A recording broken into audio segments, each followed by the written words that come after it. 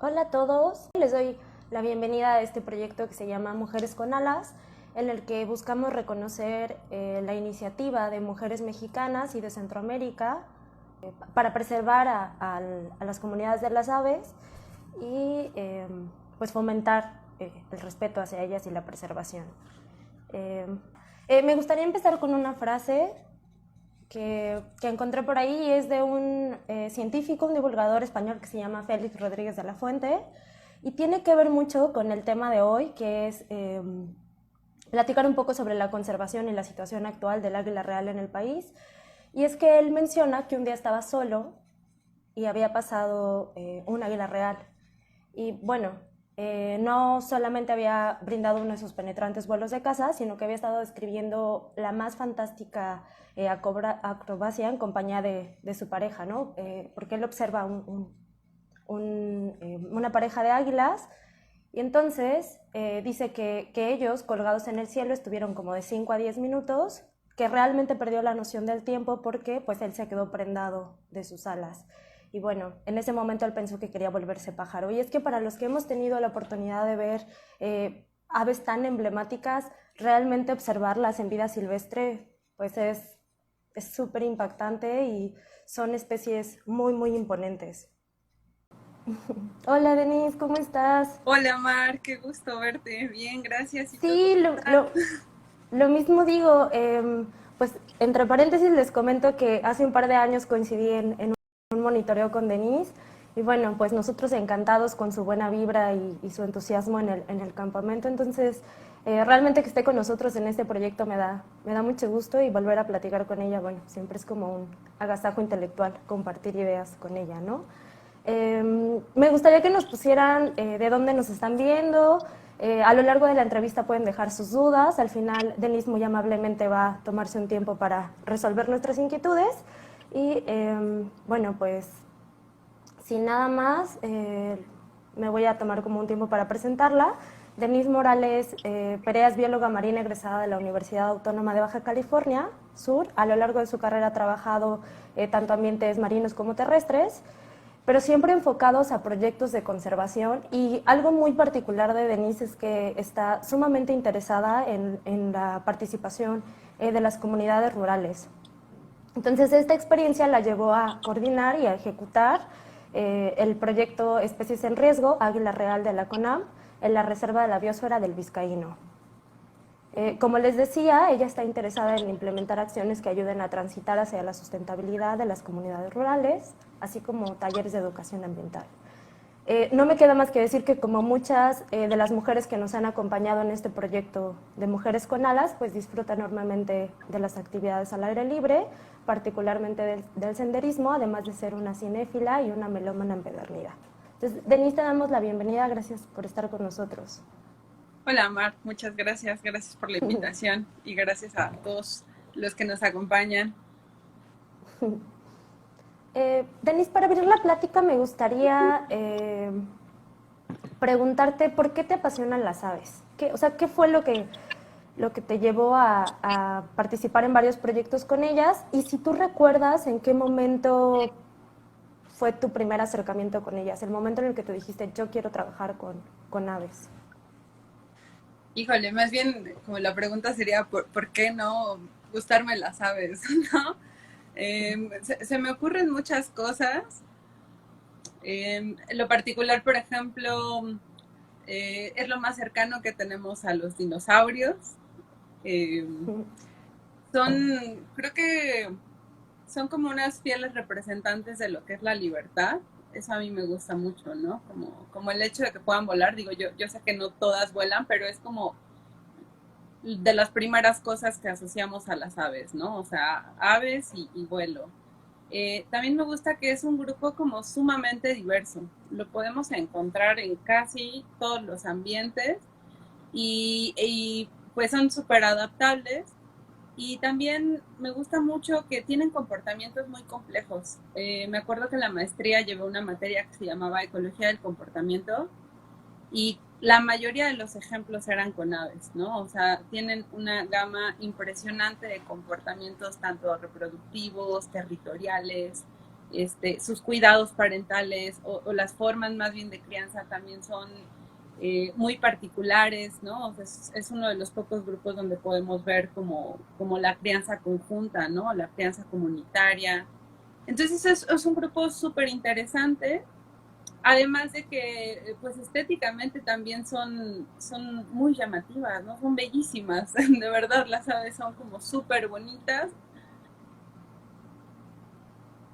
¿Ves? Las puedes escuchar. Entonces, pues sí, es un grupo muy cautivador, diría yo, ¿no? También creo que verlas a mí me produce y me causa como mucha paz mental.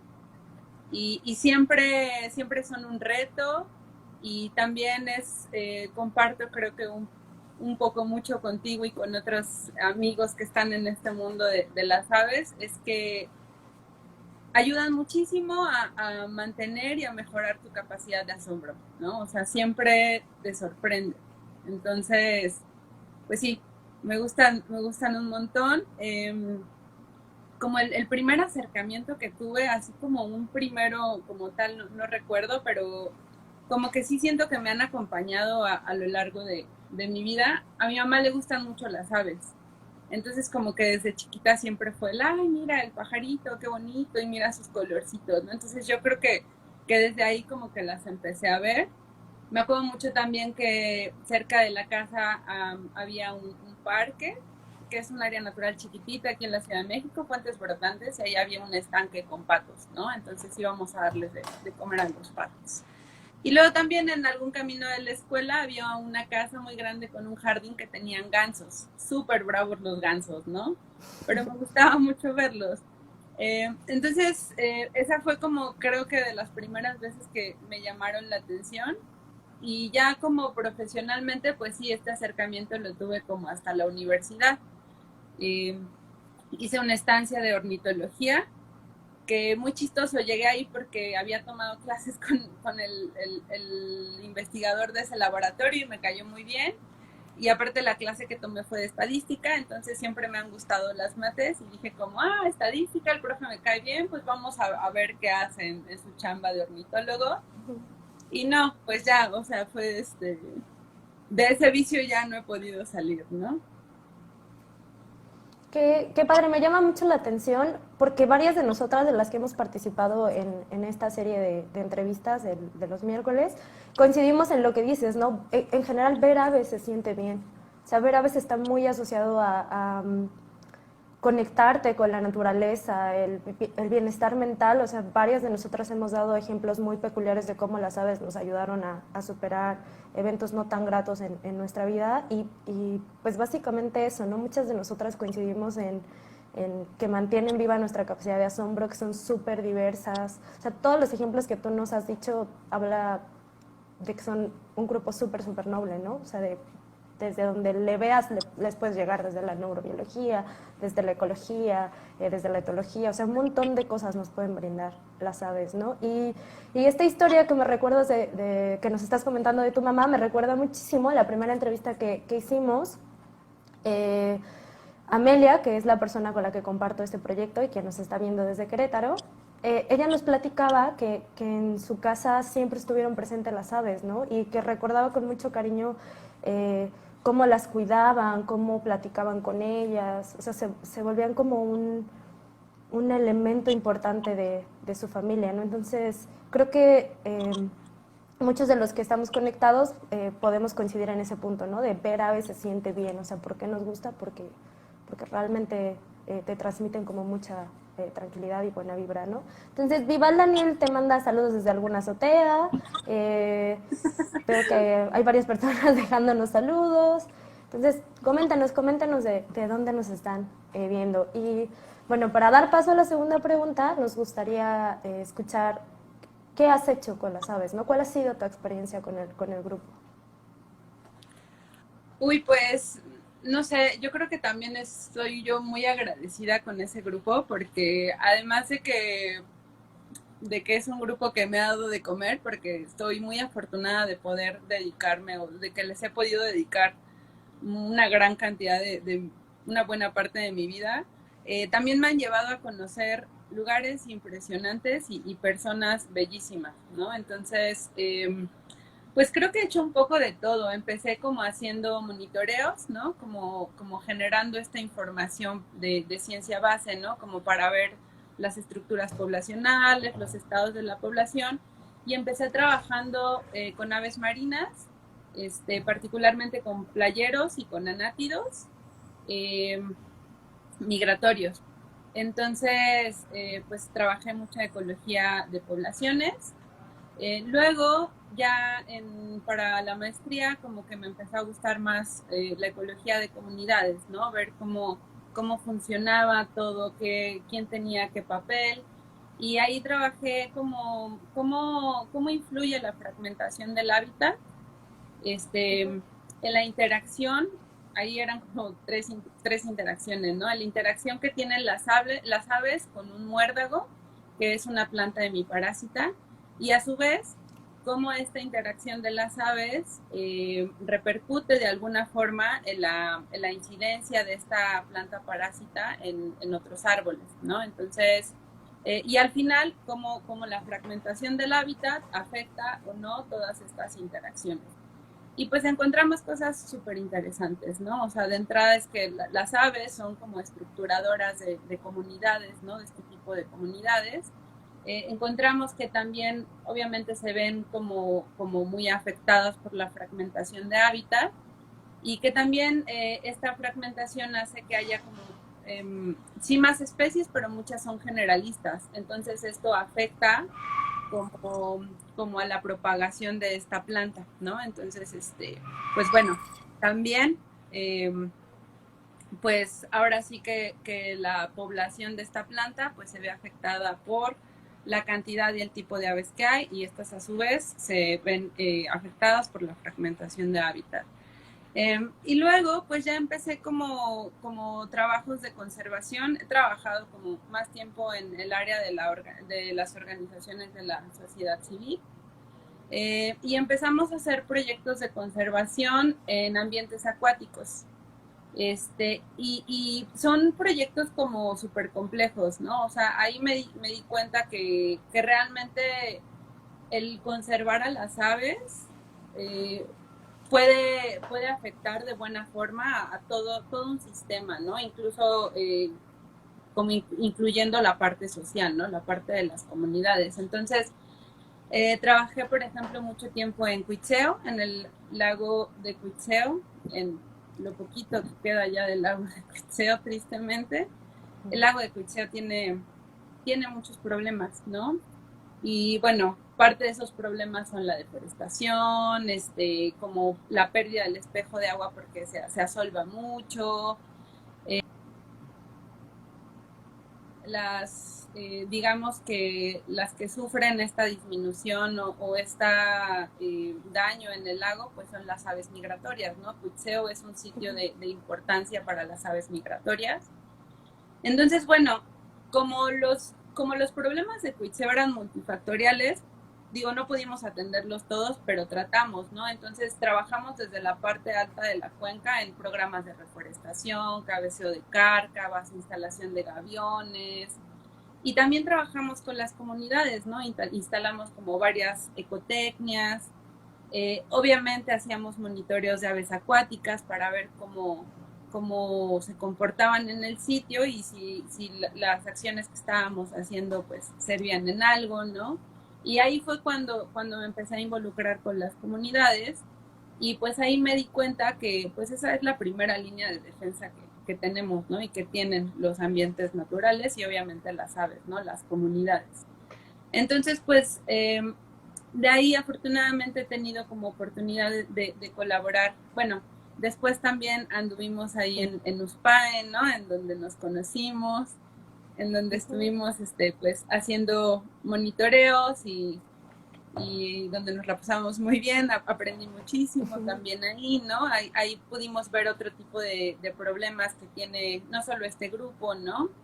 Y pues también ahí me gustó mucho porque, bueno, o sea, sí era como la problemática, pero también se buscaban un poco como las medidas de mitigación, ¿no? Entonces, como, Sí. con esto de los disuasores, por ejemplo, que es lo que tú estabas viendo en ese entonces. Me acuerdo mucho que vimos unos datos.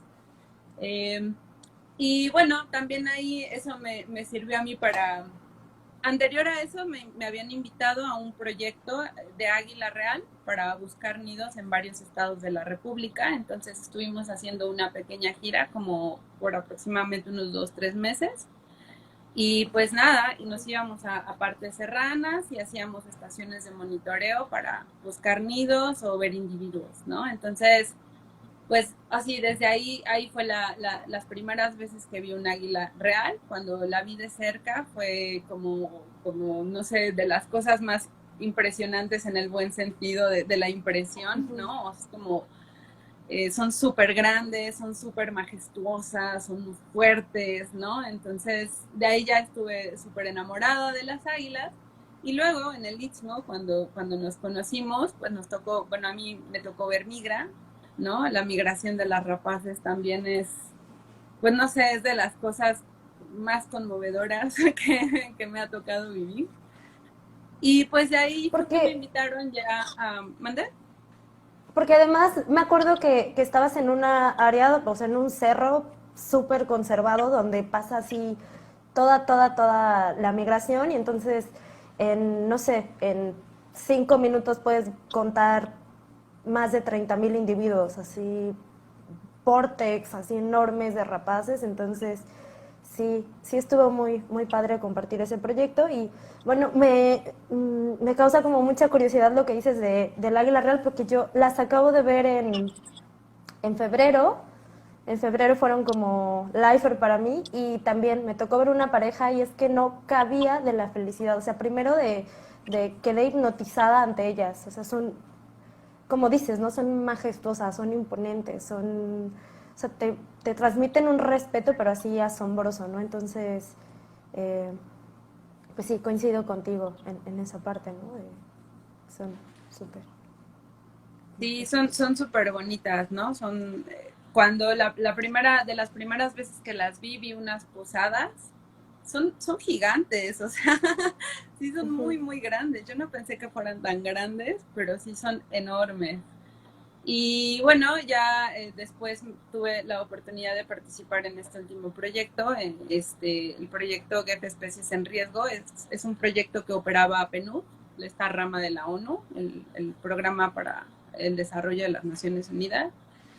Y en sí era un proyecto muy grande, ¿no? Era un proyecto que estaba a nivel México y que estaban trabajando con diferentes especies prioritarias y pues una de ellas es el águila real, ¿no? Entonces a mí me tocó coordinar la parte en la reserva de la biosfera del Vizcaíno, pero también había personas haciendo lo mismo que en águila real en Maderas del Carmen y en la reserva de Janos, ¿no? Por ejemplo. Entonces, fue igual un proyecto súper bonito, fue un proyecto muy retador eh, y, y, bueno, al final creo que pudimos entender como un poco más al águila real en esta área del Vizcaíno, ¿no? Teníamos realmente muy poca información, solo eran como avistamientos muy eventuales, pero aquí pudimos sistematizar la información, sistematizamos los monitoreos, se formaron comités comunitarios de vigilancia ambiental que hasta la fecha todavía están operando y que este año de hecho pudimos conseguir un fondo para que ellos siguieran haciendo los monitoreos. Entonces, bueno, aquí nuevamente involucramos a las comunidades y al final fue como súper satisfactorio, ¿no? Porque ellos se apropiaron del proyecto, se apropiaron de la especie, ¿no? Allá les dicen aguilones. Yo por allá me conocen como la de los aguilones. Entonces, es súper gratificante y súper emocionante que cuando ven un aguilón, aunque yo esté ya lejos, me mandan un mensaje, ¿no? Me hablan, ay, Denise, vimos un aguilón y era un adulto y estaba volando y no sé qué, ¿no? Entonces, eh, pues nada, esa ha sido más o menos de la forma más breve que pude mi historia con las aves y pues en particular con el águila real. Que ha sido súper vasta, ¿eh? O sea, sí has hecho un montón de cosas. Me acuerdo que me habías platicado ya de algunos proyectos, pero no, o sea, no sabía qué tan extensa era tu bagaje en el mundo de las aves, Denise. Antonio te manda saludos desde Luisiana, Antonio. saludos desde Corregidora, también la gente del Istmo que te está viendo y te mandan saludos, te Chido, están dejando gracias. como muchos corazoncitos, entonces, Ay, muchas gracias a todos. pues ahí anda como mucha banda tirándote buena vibra. Y ahora que mencionas como el proyecto del Vizcaíno, que fue tu experiencia más reciente, quisiera que nos comentaras cómo fue para ti, ya en un sentido más puntual, tener que coordinar este proyecto como mujer y a qué retos te enfrentaste, porque trabajar con comunidades no es fácil. O sea, llegar a un sitio y saber tener tacto con las personas y que además el proyecto tenga éxito como lo ha sido, ¿no? El saber que tú fuiste, sembraste como la semilla y que todavía están monitoreando. Entonces, ¿cómo fue para ti esa experiencia y a qué tuviste que enfrentarte como mujer? Híjole, pues ha sido de las experiencias, aparte de más bonitas, como más enriquecedoras, ¿no? Que por las que he podido, bueno, que he vivido. Y pues sí, al principio fue muy complicado porque pues como mujer te enfrentas a esta como duda, ¿no? Que tienen de ti, sobre todo porque era un Mm. proyecto que implicaba ir a la sierra, ¿no? A estos lugares como muy alejados. El proyecto, bueno, la reserva de la biosfera del Vizcaíno es súper grande, es si no la más grande de México, debe ser como la segunda. Son aproximadamente 3,5 millones de hectáreas y la atraviesa o por ahí está una sierra, ¿no? Una cordillera que es la Sierra de San Francisco y Santa Marta. Entonces, bueno, pues por ahí eran donde teníamos los registros de Águila Real y solo teníamos registros, ¿no? Entonces, pues una parte del proyecto eran hacer prospecciones de nidos, ¿no? O sea, se internate en la sierra y busca nidos porque pues sabemos que los nidos del águila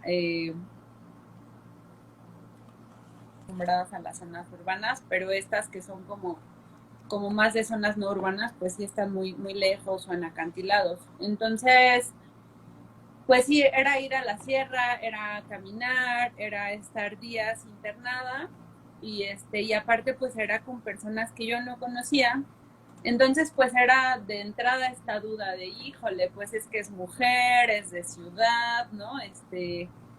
Quién sabe si quiera y quién sabe si aguante, sobre todo, creo que esa era la duda. Y fue como, pues no tan grato al principio, porque incluso como entre el mismo equipo de trabajo de la reserva era así como, no va a aguantar, ¿no? Así se va a regresar a las 2 semanas. Y luego me decían como, no, es que la gente de la sierra es muy dura, ¿no? O sea, es muy dura, es muy hosca, es muy reservada. Y sí son reservados, pero no, son un amor, ¿no? Así, entonces, eh, esa yo creo que fue como la primer cosa que a mí me costó trabajo. Y ya yendo a la sierra, cuando tuve como los primeros contactos con la comunidad, pues igual, ya después en confianza y tal me lo comentaron, ¿no? Así de, no, al principio la neta sí dudamos, ¿no? Porque no te veías así como que ibas a aguantar. Y entonces fue como un poco esa de no va a aguantar porque es de ciudad. Y luego cuando yo llegué era un comité muy incipiente, eran 5 personas, todos hombres. Bueno, no es cierto, Yadira era la única mujer. Y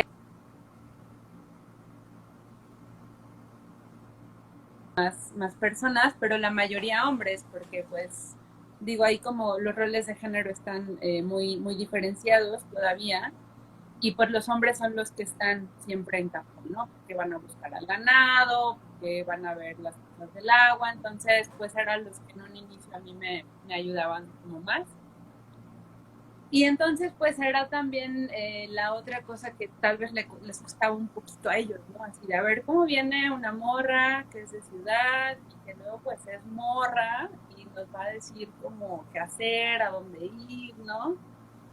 Entonces, pues era eso, pero creo que nos llevamos muy bien, creo que pudimos conectar muy bien y más bien el truco ahí fue como pues llegar y decirles que esto era un proyecto que lo teníamos que hacer los dos, ¿no? O sea, y reconocer que ellos son bien valiosos, porque si no hubiera sido por las personas de la sierra, yo no hubiera podido hacer nada y pues la situación de la isla seguiría igual o peor.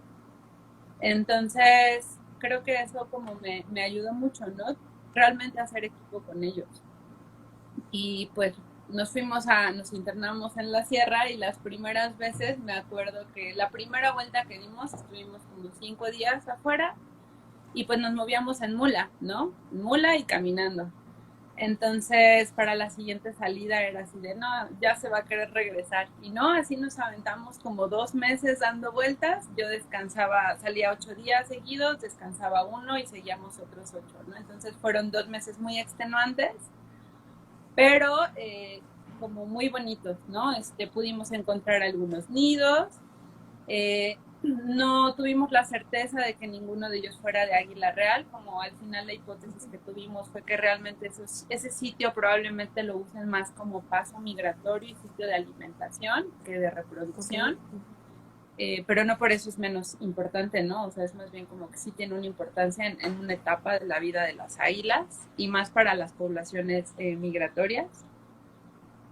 Entonces, pues bueno, esos fueron como un poco los retos. Al final te digo, creo que lo supimos sobrellevar muy bien.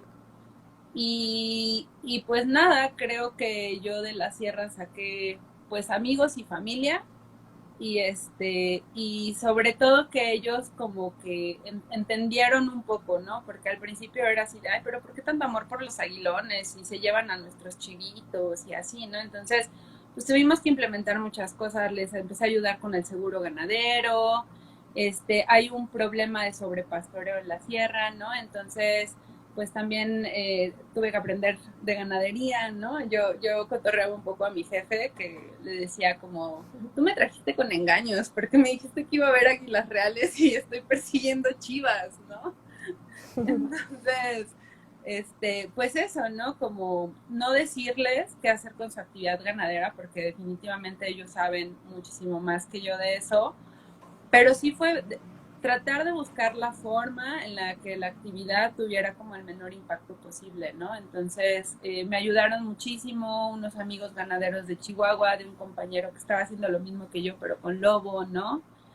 Entonces, pues sí tratamos de implementar eso, hicimos obras de manejo hídrico, ¿no? Para que hubiera una mayor disponibilidad de agua, sí para las águilas, pero también para sus presas potenciales. Entonces, pues todo este trabajo era trabajo duro de estar en campo, ¿no? O sea, el manejo hídrico era como limpieza de represos, ojos de agua y pues era de andar paleando y así. La delimitación de potreros, pues igual era poner los cercos en el monte, ¿no? Aparte de que en San Francisco, o sea, todas las piedras que sobraron del mundo cuando se hizo las fueron a dejar ahí, entonces es un suelo muy duro. Y pues eso, ¿no? O sea, como que al principio me decían, como pensábamos que nos ibas a mandar y pues siempre les dije, no, pues yo los acompaño a hacer los trabajos, ¿no? Y me decían, es que no vas a poder, o sea, está muy lejos, hace sol. Y yo, no, pues déjenme, me calo y pues si no puedo, yo les digo, ¿no? Y pues al final sí pude y creo que eso ellos lo valoraban muchísimo, ¿no? Valoraban muchísimo el hecho de que trabajara con ellos y pues sí, al final todo salió como muy padre, ¿no? Qué gusto escucharte, Denise. O sea, se ve la pasión que le tienes al sitio, el cariño. Siempre como biólogos de campo, el generar lazos con las comunidades es importante, ¿no? Yo en el Istmo he creado amistades asombrosas, gente súper linda que te tienden la mano y que te vuelven parte de su familia, ¿no? Y también escucharte me hace sentir como mucho orgullo saber que cada vez en la observación de aves, en los monitoreos de aves y conservación de este grupo, pues hay mujeres dispuestas a romper este esquema, ¿no? De, porque son mujeres no pueden, porque son mujeres no van a caminar, porque vienen de ciudad entonces no están acostumbradas y ir como rompiendo ese esquema, ¿no? De que por ser mujeres tal vez tengamos como alguna limitación, porque sí considero que muchas de nosotras o todas tenemos como la capacidad de hacer este trabajo, ¿no? Sin menospreciar como a nuestros compañeros, pero es una realidad, ¿no? En algunos trabajos el ser mujer es una limitante, ¿no? Tienen ventaja los hombres por esta idea que tú dices, ¿no? De son más fuertes, caminan más, tienen mayor resistencia, entonces que haya mujeres allá afuera poniéndose la camiseta y demostrando que, pues que son paradigmas que no, pues no son tan padres, ¿no? Entonces está como muy cool lo que nos platicas. Y bueno, eh, también me gustaría que retomaras, porque ya nos has hablado bastante de ello, sobre por qué, por qué consideraste incluir a las personas de la comunidad, ¿no? O sea, ¿por qué trabajar conservación y sustentabilidad? Aunque ya ha sido como muy puntual que enfatizaras, ¿no? ¿Por qué no deberíamos de dejar a un lado a las personas de las comunidades rurales en cualquier proyecto de conservación? Creo que así llanamente porque no funcionan los proyectos de conservación si no incluyes a las comunidades, ¿no? Digo, los que estamos en este medio de la conservación sabemos que los proyectos son finitos, es decir, tienes un tope de recursos y un límite de tiempo. Entonces, y también sabemos que los problemas que buscamos como mitigar o solucionar en pro de la conservación o del buen manejo de recursos o de la transición hacia la sustentabilidad, no son problemas que se arreglen en un año, en 2 años que dura un proyecto, ¿no? Y no son problemas que llega una persona y les da la solución y continúan con esa solución, ¿no? O sea, las realidades son diferentes y son complejas. Entonces, cuando yo vi, por ejemplo, cuando estaba trabajando en una asociación, sobre todo lo vi mucho en Cuitzeo, que yo retomé mucho del trabajo que ya se había hecho en ese lugar, pero lo que pasó es que, por ejemplo, habían, no sé, instalado baños secos, ¿no? Cuando yo fui a buscar los baños secos que habían instalado, pues ya estaban súper abandonados, porque tuvieron un chorro de dudas, porque no hubo el acompañamiento necesario, porque no se capacitó realmente como a un grupo de personas de la comunidad que ellos pudieran estar a su vez capacitando, ¿no?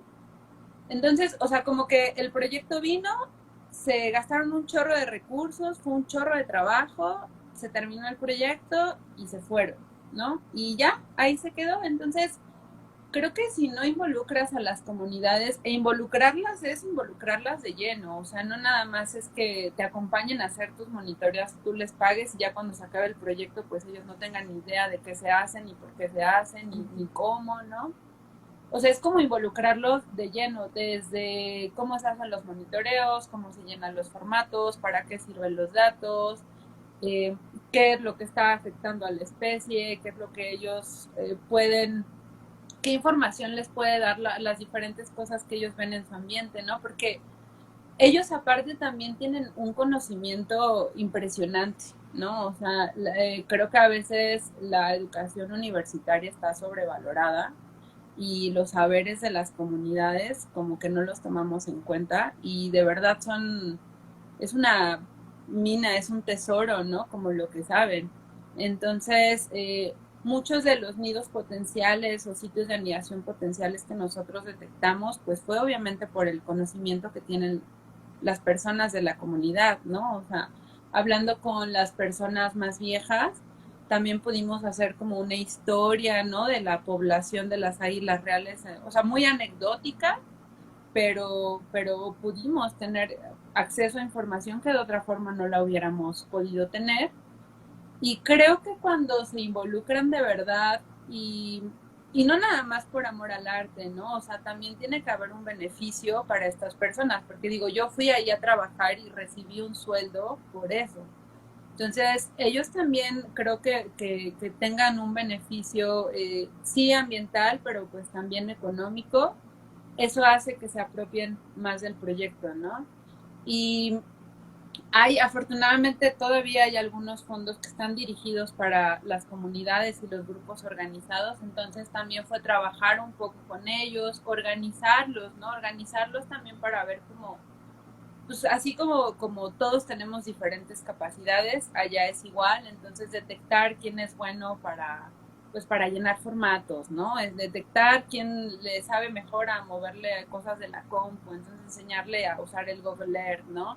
Detectar quién es como súper bueno para mover a la gente y organizarlo, ¿no? Entonces, creo que involucrarlos y como que potenciar un poco sus capacidades ya los deja como más armados para que ellos tomen el proyecto, se apropien de él, vean como todos los beneficios que puedan tener y lo continúen, ¿no? Y en este caso el proyecto del Águila fue re bonito porque creo que ellos vieron de forma tangible que la conservación sirve, que la conservación es necesaria y que el hecho de proteger al águila real al final era como un efecto cascada, ¿no? El águila real pues sabemos que le dicen que es como una especie sombrilla, una especie también centinela, y que al momento de conservarla se hace justo este efecto que se llama así, el efecto cascada, y que consiste en cuidas al águila real y en automático estás cuidando un chorro de cosas, ¿no? Un chorro de cosas del mismo ambiente. Entonces,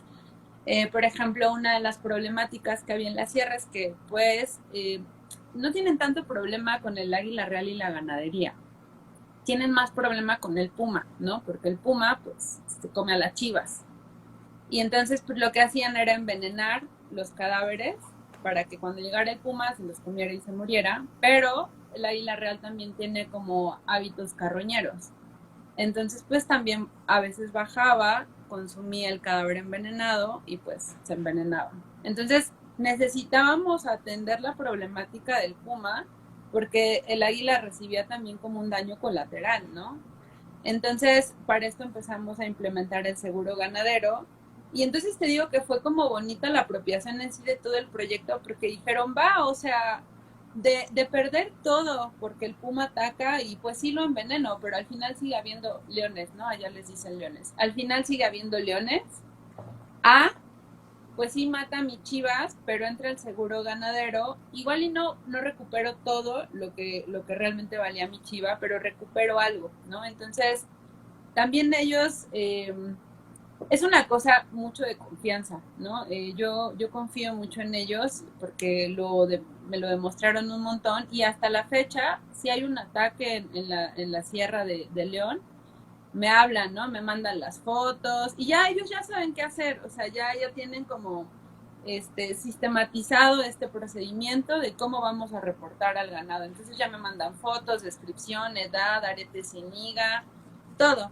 Y yo ya hago los reportes, ¿no? Y eso, o sea, como que dijeron, no, pues ya no matamos a los leones, porque de todas formas siguen matando chivas, pero pues ya nos las pagan por lo menos. Entonces ya ese problema del envenenamiento, pues ahora sí, digo, habrá uno que otro muy rejego que de verdad es uno o dos, pero pero la mayoría de la gente como que ya no le da sentido, ¿no? Entonces, pues sí, ya se súper apropiaron del proyecto y ahora te digo, ya lo hacen como en automático, ¿no? Es como hay ataques o así, ya saben qué hacer, ya lo reportan y pues ya, ¿no? O sea, entonces como que creo que sí es súper importante, es primordial involucrar a las comunidades. Al final ellos son los que viven en los sitios, ellos son los que conocen los sitios, los que conocen a las especies y como te digo, es la primera línea o de defensa o de ofensiva, ¿no? Puede ser de las dos. Y pues mejor que sea como la Sí, primera mejor que línea sea de de defensa. defensa. Sí, sí, sí, ¿no? Sí, Entonces, totalmente de acuerdo contigo. sí, y aparte esto de que ellos tengan noción de la conservación, de la importancia que tiene y de lo que tienen ellos, ¿no? O sea, al final el águila real es una especie prioritaria, está en la NOM, ¿no? Tiene cierta categoría y además del águila, pues hay un chorro de cactáceas, por ejemplo, que también están en la NOM. Entonces, el hecho de conocer eso, incluso ellos les da herramientas legales, ¿no? Para decir, ¿sabes qué? No quiero este desarrollo y me respalda la ley porque aquí están estas especies y estas y estas. Entonces, incluso es una herramienta para la defensa del territorio, ¿no? Entonces, sí, es como básico, yo diría, imprescindible involucrar a las comunidades siempre, ¿no? Sí, en cualquier proyecto de conservación. Y pues ya para terminar como de hilar toda esta plática, me gustaría que nos comentaras por qué más mujeres deberían acercarse al mundo de las aves. Pues creo que, o sea, en general más mujeres deberían acercarse más a todos los mundos, pero en particular al de las aves, porque, no sé, creo que al menos en mi experiencia en este mundo de puros hombres, por ejemplo, sí pude detectar que cuando una mujer les demuestra que puede, que sabe, que hace equipo con ellos, ¿no? O sea, que no es como antagónica también, como que, como que se vuelve una figura a la que escuchan, ¿no? Porque creo que no ven ellos como esta rivalidad entre el mismo sexo, así como bien básica y primitiva que luego tenemos los humanos, ¿no? Pero creo que eso, ¿no? O sea, creo que digo, no todas, y no creo que sea una cuestión propia de género, pero tal vez es por la educación que nos han recibido, por el sistema en donde estamos, que podemos tener tal vez un poco más de tacto al hablar, ¿no? Por lo general es como, no solemos ser tan agresivas, ¿no? Creo que también tenemos como una cierta sensibilidad para, pues para acercarnos a las aves y a las personas y acercar las aves a las personas, ¿no? Este, creo que también algo que está muy padre y que aprendí de una compañera del proyecto, de Alejandra, que es una fregona, de verdad también, estaría súper padre invitarla. Ella, por ejemplo, conectó con mujeres de la comunidad allí en Maderas del Carmen y estas mujeres les empezó a interesar y pues como son las que se encargan de la crianza de los hijos, pues pudieron empezar, o sea, transmitir, retransmitir más esta idea, ¿no? O al final los hijos fueron también los que sembraron el interés en varias de este grupo de mujeres y pues ahí en Maderas del Carmen se logró lo que no se ha logrado en ninguna otra parte del país, que es como el primer grupo de monitoreos comunitarios exclusivamente de mujeres. Entonces, creo que las mujeres son, la intervención de las mujeres en el mundo de las aves y de la conservación en general puede ser muy poderosa, ¿no? Porque pueden llevar todos estos mensajes y estos aprendizajes y esta visión a las casas, ¿no? Por el peso que todavía se le da a las mujeres en la crianza de los hijos. Sí, pues muchas gracias por compartirnos tu experiencia, Denise. Te voy a leer algunas preguntas que dejaron. Artelolita, que nos está viendo desde Corregidora Querétaro, preguntaba si el modelo que implementaste en el lago de Cuitzeo es replicable a otros cuerpos de agua. Yo creo que, digo, habría que ver como las problemáticas en sí de los cuerpos de agua, pero yo creo que muchísimas acciones que se implementaron en el lago de Cuitzeo sí definitivamente son replicables a otros sitios. O sea, si estamos hablando que haya salvamiento por las cárcavas, ¿no? Por todo este arrastre de sedimentos desde la cuenca alta, pues definitivamente sí se pueden implementar acciones muy parecidas. Ok, pues voy a pasarles tu contacto para que se pongan en contacto contigo y ya si tienen algún criterio como más puntual puedan resolverlo con tu ayuda. Sí, con Eh, gusto. a, a mí, ¿sabes? Me quedó como la inquietud si lograron hacer como alguna estimación de individuos, de cuántos individuos o de águila real había en la zona. O sea, ¿había como alguna manera de saber por ahí cuántos individuos andaban o realmente solo era como el registro de la observación y... Sí, fíjate que eso es como un poco complicado porque como los censos o las estaciones de monitoreo no se hacían simultáneas, eh, igual veíamos un día un individuo acá y otro equipo lo veía allá, pero no estábamos seguros si realmente no estábamos contando al mismo individuo.